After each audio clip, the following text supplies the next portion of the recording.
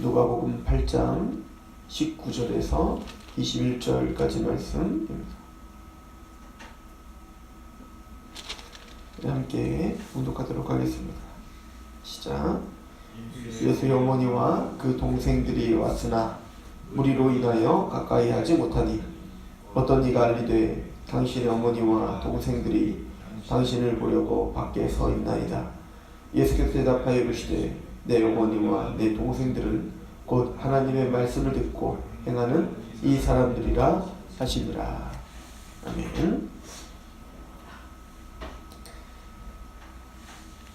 예수님께서 말씀을 증거하실 때 아마 밖에 예수님의 어머니와 그의 동생들이 형제들이 와 있었던 것 같습니다. 좀 마리아와 이제 그 형제들인 우리가 예수님 형제로 알고 있는 유다와 야고보 사도들 말고 말이죠.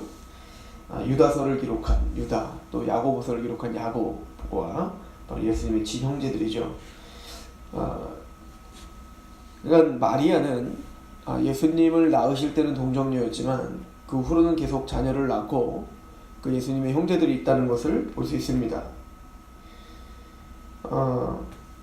이제 예수님께서 그 형제들과 어머니가 와 있다라는 말을 듣고 이제 21절에 보면 내 어머니와 내 동생들은 곧 하나님의 말씀을 듣고 행하는 사람들이다 이렇게 말합니다. 이 마태복음에도 보면 누가 내 어머니고 내 형제냐 이렇게 이제 반문을 하죠.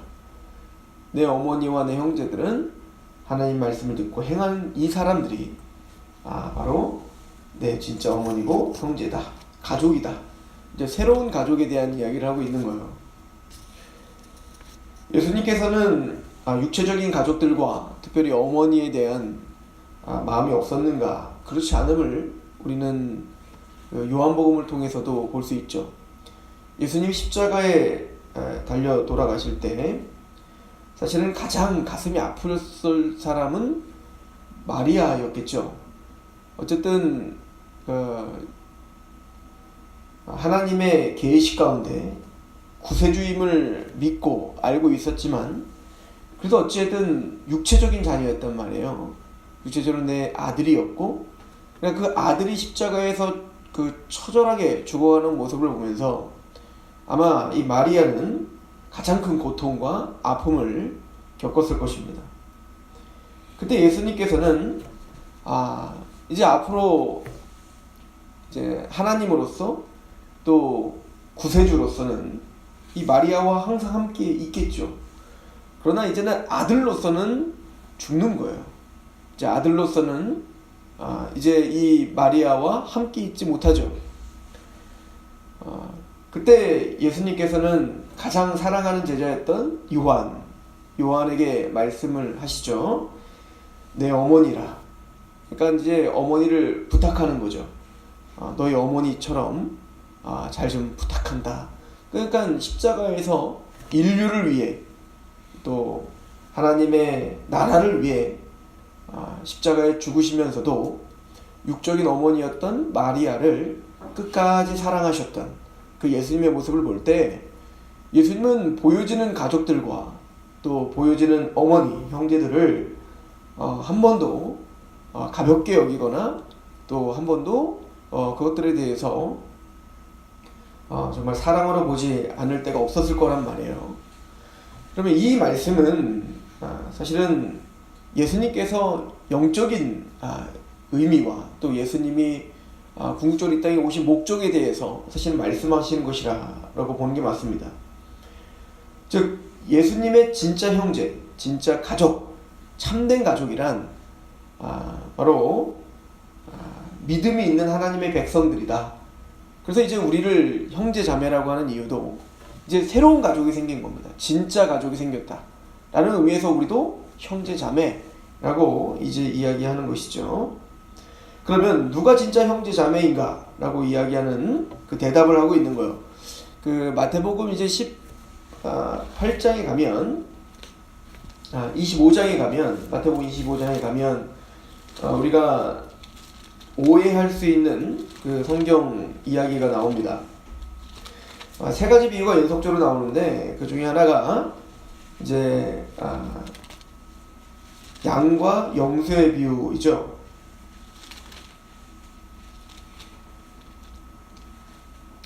그 양과 염소의 비유에 보면 32절에 보면 모든 민족을 그 앞에 모으고 각각 구분하기를 목자가 양과 염소를 구분하는 것 같이 하더라. 그러니까 이제 마지막 심판 때에 서면 양과 염소로 정확하게 구분할 거라는 겁니다. 그 33절에 양은 그 오른편에 염소 왼편에 둘 것인데요. 그때의 임금들이 그 오른편에 있는 자들에게 이르되 내 아버지께서 복을 받을 자들이여 나와 창세로부터 너희를 위하여 예비된 나라를 상속받으라.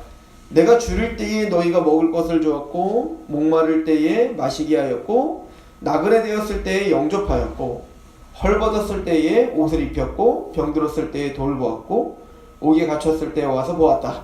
그러니까 구원받을 자들, 이 사람들의 특징은 뭐냐면 예수님이 헐벗고 병들고 옥에 갇히고 감옥에 갇혔을 때 돌보고 입혔고 그렇게 사랑으로 옷을 폈던 사람들이다.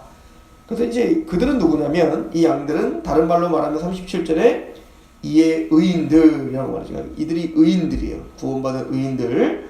이 의인들이 대답하여 이르되 주여 우리가 어느 때에 주께서 줄이신 것을 보고 음식을 대접하였으며 목마르신 것을 보고 마시겠습니까? 어느 때에 나그네 되신 것을 보고 영접하였으며 헐벗으신 것을 보고 입혔습니까? 이렇게 이제 대답을 합니다. 그때 예수님께서 이제 40절에 보면 이렇게 말씀하시죠. 임금이 대답하여 이르되 내가 진실로 너에게 이르노니 너희가 여기 내 형제 중에 지극히 작은 자 하나에게 한 것이 곧 내게 한 것이라 하시고 라고 말해요. 사실 마태복음은요 지극히 작은 자, 이 소자에 대해서 이미 앞에서 다 정리를 다 끝내놨었어요. 즉 이 어린아이 하나를 나에게 오는 것을 금하지 말라. 이 어린아이와 같이 되지 않는 자를 결단코 천국에 할 수 없다. 이건 어린아이들은 구원받는다. 이 얘기가 아니죠. 어린아이처럼 자기를 낮추고 오직 어린아이가 부모와 어른의 의지 철저하게 100% 의존할 수밖에 없는 것처럼. 그러니까 어린아이는 그 밖에 나가서 이제 정글에 내던지면 죽을 수밖에 없어요. 아무것도 할 수 있는 게 없습니다. 그냥 죽는 거예요. 어른과 부모를 철저하게 의지할 수밖에 없는 게 어린아이예요.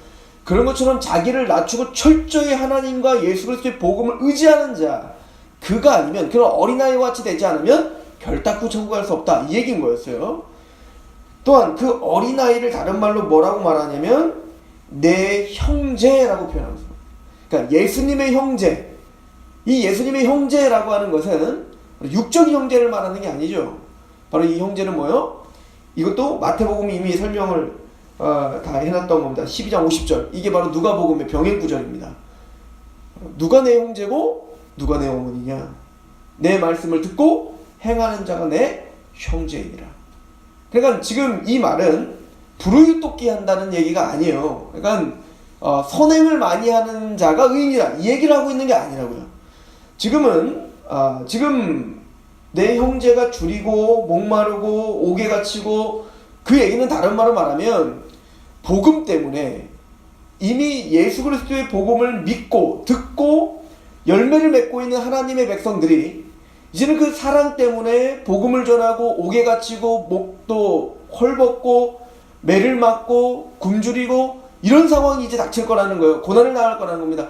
그런데 그때 그 형제 하나, 그 소자 하나를 사랑하고 입히고 먹이고 옥에 갇혔을 때 찾아가고 이게 지금 누굽니까? 성도들을 가리켜 이야기하는 겁니다. 예를 들어서 사도 바울이 로마의 감옥에 갇혔을 때 빌립보 성도들이 직접 사람을 보내어 옥에 갇힌 사도 바울을 챙기고 또 돈을 보내서 연보를 하고 이런 모든 과정들을 사도 바울은 뭐라고 표현하고 있냐면 너희가 복음에 참여하고 있다라고 표현하고 있다고요. 그러니까 여기서 말하고 있는 이 양들은 복음을 받아들였기에 그 한 복음 가운데 있는 지극히 작은 소자 즉 예수님의 형제들을 마음을 다해서 같이 섬기는 거예요. 다른 말로 말하면 이걸 이미 마태복음 10장에 다 얘기를 하고 있죠. 너희가 이제 복음을 들고 갈 때 전대나 그것도 가져가지 말라는 거 아니겠어요? 두벌 옷을 갖고 가지 말라는 거예요. 철저하게 하나님을 의지하고 가라는 겁니다. 그러니까 어느 집이든 들어가서 축복하라 하는 거예요. 축복해서 그 축복을 받아들이면 그 축복이 그 가정에 갈 것이고, 만약 그 축복을 거부하면 그 복이 너에게 임할 거다, 이렇게 표현하지 않습니까?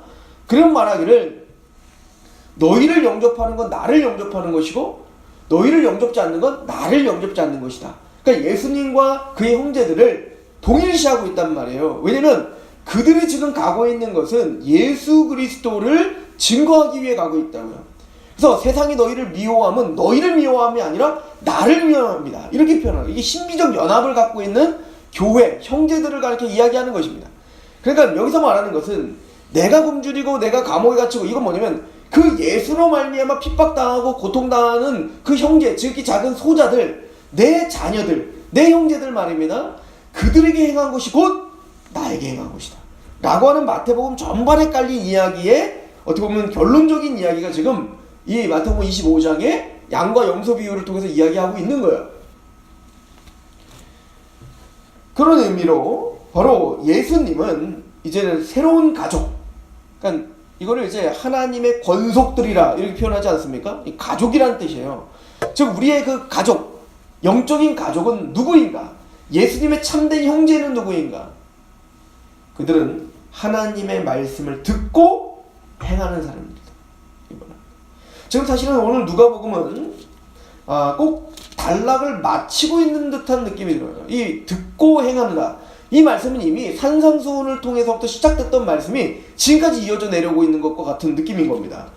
우리 6장을 한번 가보시죠. 누가복음 6장 47절을 보면 우리가 이미 앞에서 상고했듯이요, 6장 46절부터 너희는 나를 불러 주여 주여 하면서도 어찌하여 내가 말하는 것을 행하지 아니하느냐. 그러니까 유대인들은 끊임없이 뭐라고 이야기했습니다. 내가, 우리 아버지는 아브라함이고 하나님의 권속들이 누구라고 생각했습니까? 자신들이라고 생각했습니다. 주여 주여 합니다. 그러나 그들은 주여 주여 부르지만 47절에 내게 나와 내 말을 듣고 행하는 자마다 누구와 같은 것을 너에게 보이리라, 이렇게 말하죠. 근데 그들은 주님께 나오지 않습니다. 주님의 말씀을 듣지 않습니다. 그리고 자기 마음대로 행하고 있습니다. 자기가 정해둔 룰, 그래서 우리가 이미 앞에서 성경 금식 논쟁, 안식일 논쟁, 이런 모든 논쟁들을 통해서 하나님의 뜻, 예수님의 뜻, 그 마음을 헤아리지 않고 듣지 않고 그냥 자기 멋대로 행하고 하나님께 열심을 있으면 바른 지식을 쫓지 않는 그 유대인들에 대해서 이미 비판을 하고 있었단 말이에요. 그러면 하나님의 나라란 누구죠? 하나님의 나라란 가난한 자들이었다고 했어요. 줄인 자들이라고 했습니다. 또 의를 보고 애통하는 자들이라고 했습니다. 그 우는 자들이에요.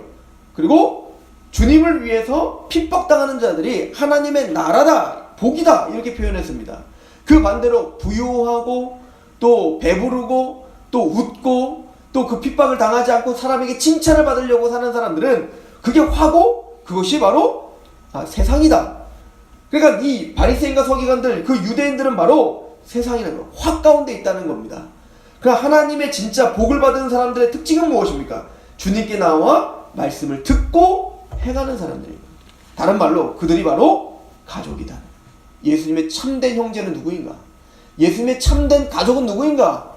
주님께 나와 그 나병 환자처럼, 중풍병 환자처럼, 귀신 들린 자처럼, 그렇게 백부장처럼 주님의 말씀만 하십시오, 내 하인의 병이 낫습니다 라고 그 말씀의 권위를 인정하고 겁에 납작 엎드려 말씀을 듣고, 그리고 그 말씀 앞에 향을 부은 여인처럼, 그리고 그의 모든 소유를 팔아 그 예수님을 섬겼던 그 수많은 여인들처럼 30배, 60배, 100배 열매를 맺고 있는 그들이 주님의 형제들이요 주님의 가족이다 라고 이야기하는 거예요. 우리는 하나님의 가족입니다. 우리는 주님의 권속들입니다. 우리는 주님의 말씀을 듣고, 또 이거 사실은 여기는 은혜가 담겨 있죠. 너희가 보아도 보지 못하고 들어도 듣지 못한다. 그런데 우리는 봄으로, 우리는 들음으로 복이 있는 거예요. 즉 우리는 그 예수님의 말씀이 들리고 있습니다. 또 오늘 그 말씀에 감격하여 오늘 하루 예배자로 우리의 삶을 내어드리려고 하는 주님의 형제요 권속들임을 오늘 기억하시며 승리하시길 축원합니다. 기도하겠습니다. 하나님 아버지, 너무나 감사합니다. 우린 예수님의 가족입니다. 예수 그리스도의 십자가를 듣고 이제는 내가 사는 것은, 육체 가운데 사는 것은 나를 위하여 사는 것이 아니요 나를 사랑하사 나를 위하여 십자가에 못 박히신 예수 그리스도를 위하여 그렇게 살기를 원하는 하나님의 가족입니다. 주의 오늘 하루 주님의 형제와 주님의 자녀답게 그렇게 승리할 수 있게 우리를 돌보아 주옵소서. 예수님의 이름으로 감사하며 기도합니다. 아멘.